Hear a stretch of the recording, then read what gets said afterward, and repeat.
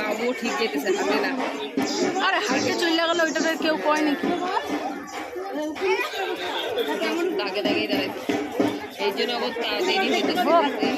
হইলেও বা একটা দণ্ডি কাটার একটা নিয়ম আছে, ওরম হেঁটে হেঁটে চলে গেল ওটাকে।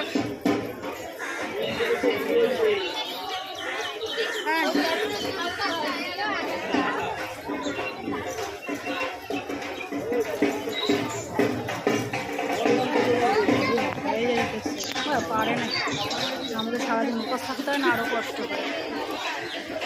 হাঁপায় যাইতেছে বাবু, ও ঠিক ঠাকুর নাই না শুনেছি, তার মধ্যে